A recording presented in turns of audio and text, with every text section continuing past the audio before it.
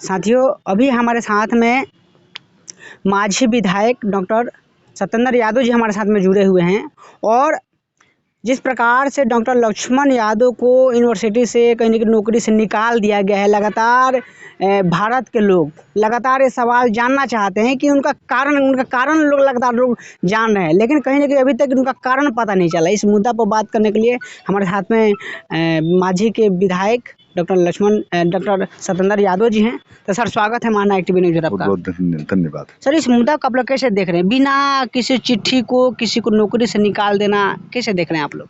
ये काफ़ी ही दुर्भाग्यपूर्ण और निंदनीय घटना है। डॉक्टर लक्ष्मण इस देश के बहुत ही तेज तर्रार प्रतिभावान प्रोफेसर थे और लगातार जो इंडिया की मेजॉरिटी है, 85% मेजॉरिटी है, जिसका रिजर्वेशंस और प्रगतिशीलता के सवाल पर वो लगातार लड़ते रहते हैं। इस देश की जो सवर्णवादी सत्ता है, जो मनुवाद और ब्राह्मणवाद से की विचारधाराओं के आधार पर जो है संचालित है, वो लक्ष्मण को बर्दाश्त करने के हालात में नहीं है। डॉक्टर लक्ष्मण ब्राह्मणवाद और सामंतवाद के खिलाफ प्रखर मुखर आवाज है और इस देश के अंदर जो केंद्रीय सत्ता है वो ब्राह्मणवादियों और सामंतवादियों के हाथ में है। तो जाहिर सी बात है कि लक्ष्मण की आवाज़ उनको चुभता है, इसलिए लक्ष्मण की आवाज़ को हमेशा के लिए खामोश करने के लिए एक धमकी दी गई है कि इस तरह के जो लोग भी इस देश के अंदर हैं, जो लोग बहुजन के सवालों को लेकर लगातार संघर्ष में हैं, लगातार बहुजनों को जागृत करते हैं और जो सवर्णवादी सत्ता है, इस सवर्णवादी सत्ता को चुनौती देते हैं और देश की जनता को वास्तविकता से जो है परिचित कराते हैं, उन तमाम आवाज़ों को खामोश करने के लिए एक संदेश जो है लक्ष्मण को नौकरी से निकाल कर दिया गया है। मैं समझता हूं कि ये शर्म की बात है इस देश के बहुजन के लिए कि जिन बहुजनों ने भारतीय जनता पार्टी को भी सत्ता में भागीदारी के लिए वोट दिया, आज उसी बहुजन के नेता जो हर समय बहुजनों को आगाह करता था कि आपके अधिकारों के साथ सत्ता खिलवाड़ कर रही है, आज उसके आवाज़ को खामोश किया जा रहा है। अगर वास्तव में बहुजन कोई है किसी भी पॉलिटिकल पार्टी में, किसी भी संस्थाओं में, कहीं भी समाज के अंदर, तो लक्ष्मण के साथ खड़ा होना चाहिए और मेरा सहानुभूति लक्ष्मण के प्रति है। सर, लगातार जिस प्रकार से संविधान के ऊपर लोग अटैक कर रहा है और जो व्यक्ति अम्बेडकर, फूले, पेरियार की बात करता है, वो व्यक्ति को फन कुचलने का लगातार सामंतवादी लोग काम करते हैं। देखिए, अम्बेडकर, फूले, मार्क्स और पेरियार की जो विचारधारा है वो प्रगतिशीलता की विचारधारा है, अंधविश्वास पोंगा पंथ के खिलाफ है। ये देश के अंदर जो सरकार है, जो धर्म की धंधा इस देश के अंदर कर रही है सरकार, तो लक्ष्मण का तो कसूर यही था कि उनके धर्म के धंधे के खिलाफ बोलते थे। और आप जानते हैं कि उनके धर्म के धंधे के खिलाफ बोलने वाले को उन्होंने तो नौकरी से निकाला है। पंधे जैसा लीडर की हत्या महाराष्ट्र के अंदर कर दी गई। पत्रकार गौरी लंकेश की हत्या जो है कर्नाटक के अंदर उनके आवास में कर दी गई। प्रोफेसर डॉक्टर लक्ष्मण यादव को उन्होंने नौकरी से निकाला, तो वो बर्दाश्त कहाँ करने वाले लोग हैं? तो ये तो हमको समझना है ना, जो बैकवर्ड है, दलित है, अति पिछड़ा है, उनके आवाज डॉक्टर लक्ष्मण है। अंबेडकर परिवार, मार्क्स और फूले के विचारों को वाहक है, प्रखर विचारों को रखते हैं।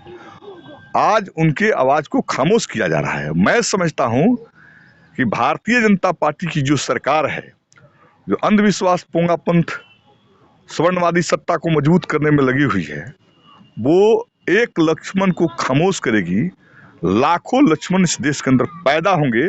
भाजपा का अंधविश्वास और पोंगापंथ और धर्म के धंधे की राजनीति के खिलाफ लोग खड़े हो रहे हैं, लोग लड़ रहे हैं, लक्ष्मण, एक लक्ष्मण नहीं, लाखों लक्ष्मण इस घटना के बाद पैदा होंगे।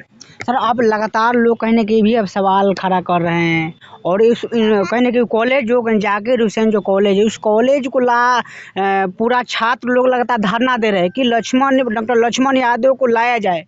क्या लगता है सर, इसको आप कैसे देख रहे हैं? मैं तो एक बात बोला, भारतीय जनता पार्टी 6 महीना की सरकार है, लक्ष्मण नौकरी में वापस आएंगे। जितनी प्रताड़नाएं भारतीय जनता पार्टी की सरकार को लक्ष्मण को प्रताड़ित करना है कर ले, अपने दम भर कर ले। लेकिन मैं ये भी बात कह देता हूं, अगर जिस दिन इंडिया गठबंधन की सरकार देश के अंदर बन गई, दिल्ली यूनिवर्सिटी के अंदर, जेएनयू के अंदर, इलाहाबाद यूनिवर्सिटी के अंदर, बीएचयू के अंदर, हिमाचल यूनिवर्सिटीज के अंदर, हैदराबाद यूनिवर्सिटीज के अंदर, जो जितने सेंट्रल यूनिवर्सिटीज के अंदर भाजपाई आरएसएसी लोग बैठे हुए हैं, कान पकड़ के थप्पड़ मार कर जो है संस्थाओं से बाहर निकाले जाएंगे। उनकी दादागिरी उन संस्थाओं में नहीं चलेगी। और जो लोग ये कर रहे हैं लक्ष्मण को, जिनके साजिश से उनको नौकरी से निकाला है, ये साजिश का पर्दाफाश और इसका मुकम्मल जवाब जो है 6 महीने के बाद हम लोग देंगे। लक्ष्मण को उसी यूनिवर्सिटी के अंदर प्रतिष्ठित पद दिलाकर लक्ष्मण के साथ करोड़ों लोग की भावनाएं साथ में है। लक्ष्मण कहीं हारने वाला नहीं है, लक्ष्मण जीतेगा। लगातार कहने के 14 साल से वहाँ पर काम कर रहे हैं, लगातार ये भी उनको सांत्वना दी गई कि उनका जॉब जो परमानेंट हो जाएगा, वो भी नहीं हो पाया। और 14 को कहने के यहाँ पर कहने के 14 सेशन काम लड़का लोग को पढ़ाएं, लेकिन एक भी कहीं भी ऐसा कोई मतलब उनका गलत नेगेटिव वहाँ पर प्रभाव नहीं पड़ा है। लेकिन लगातार कहने की ऐसा क्यों हो रहा है भाई? एक बात, सत्ता को वही बात चाहिए जो उसकी पसंद की हो। तो देश के अंदर जो भारतीय जनता पार्टी जो ब्राह्मणवाद मनुवाद से ग्रसित विचारधारा की पार्टी है, उसका दिल्ली के अंदर सरकार बन गई। तो लक्ष्मण जो प्रगतिशील मूल्यों के लिए लड़ाई लड़ते हैं, अंधविश्वास के खिलाफ लड़ते हैं, विज्ञान के पक्ष में लड़ते हैं, समानता की आवाज उठाते हैं, लोकतंत्र की आवाज उठाते हैं, तो भारतीय जनता पार्टी की ये आवाज पसंद ही नहीं। तो जाहिर सी बात है कि वो लगातार जो बोलते हैं उस सरकार पर, तो सरकार भयभीत है, आतंकित है, सरकार दर्द से करा रही है। उसी पीड़ा में सरकार ने उनको नौकरी से निकाला है। यानी एक डॉक्टर लक्ष्मण यादव के बातों से, उनके वाणी से भारतीय जनता पार्टी और आरएसएस के लोग डर गए। बिल्कुल, ये आरएसएस भाजपा के लोग जो है अंधविश्वासी हैं, पोंगापंथी हैं, ये बात जानते हैं। ये राम मंदिर का उद्घाटन करने जा रहे हैं, तो वैसा तो पुष्पक विमान उनके पास नहीं है ना, धर्म के आधार पर पुष्पक विमान ले और मोदी जी पुष्पक विमान पर चढ़ के चले जाए। वो तो विज्ञान के बनाया हुआ हवाई जहाज से, विज्ञान के बनाया हुआ जो है कार से, विज्ञान के बनाए हुए मोबाइल से उसका प्रचार कर रहे हैं।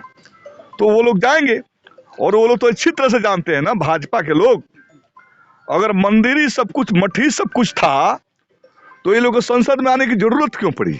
मतलब क्या है? संसद में और संविधान, ये दो जो चीजें हैं, उसके साथ भी हैं, मठ और मंदिर के साथ भी हैं। तो मठ और मंदिर में अगर भगवान ही से साक्षात उनका दर्शन हो रहा है, तो उनको भगवान से ही दर्शन करना चाहिए, संसद में आने की जरूरत नहीं। तो अब तो साबित कर दिया भारतीय जनता पार्टी के लोगों ने कि इस देश के अंदर मंदिर श्रेष्ठ नहीं है, इस देश के अंदर संसद श्रेष्ठ है। और इसलिए लक्ष्मण तो यही बात कहते हैं कि पोंगापंथ, मंदिर, मस्जिद, गिरजा, गुरुद्वारा, ये व्यक्तिगत संबंधों की बात है। व्यक्ति आत्मा और परमात्मा के मिलन का संबंध हो सकता है, लेकिन ये पावरफुल संस्थाएं नहीं है। इस देश के अंदर शक्ति जो है संसद में निहित है। तो आज तो ये लोग जो है, ये भाजपा के लोग भी समझ गए हैं कि शक्ति वहां नहीं है, शक्ति संसद में है, तभी तो चुनाव लड़के संसद पर काबिज हो रहे हैं। तो मैं ये बात बता देना चाहता हूँ, लक्ष्मण की बुनियादी जो समझ है, वो बुनियादी समझ अंधविश्वास के खिलाफ है, और लगातार अंधविश्वास पर चोट करते थे। और ये संसद में भी जा रहे हैं, तो जनता के अंधविश्वास की जो भावनाएं हैं, उन भावनाओं को लाभ लेकर संसद के अंदर जा रहे हैं। लगातार सर, ये भी सवाल, लास्ट सवाल करेंगे आपसे, लगातार लोग ये भी सवाल खड़ा कर रहे हैं कि कहीं ना कहीं आरएसएस और बीजेपी के मुंहतोड़ जवाब देने के लिए आपकी लोकसभा का चुनाव भी कहीं ना कहीं डॉक्टर लक्ष्मण यादव लड़ेंगे। लक्ष्मण जी जैसे इस देश के अंदर उनकी विचारधारा के लोग, लाखों लोग चुनाव लड़ रहे हैं। लक्ष्मण जी भी चुनाव लड़ने के पूरे हकदार हैं, योग्य हैं।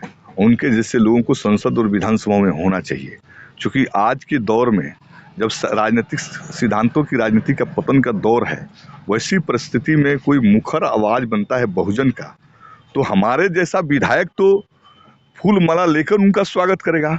लक्ष्मण जी को स्वागत है, बिहार में भी आकर लड़ना है, कहीं से लड़ ले, हम लोग साथ रहेंगे। लक्ष्मण तो बहुजनों की आवाज है, और बहुजनों के आवाज के साथ कोई छेड़छाड़ करता है, कोई विश्वासघात करता है, प्रताड़ित करता है, तो हमारे जैसे लोग तो किसी भी सीमा और किसी भी हद को पार कर जाएगा लक्ष्मण के विचारधारा को हिफाजत करने के लिए। बहुत बहुत धन्यवाद।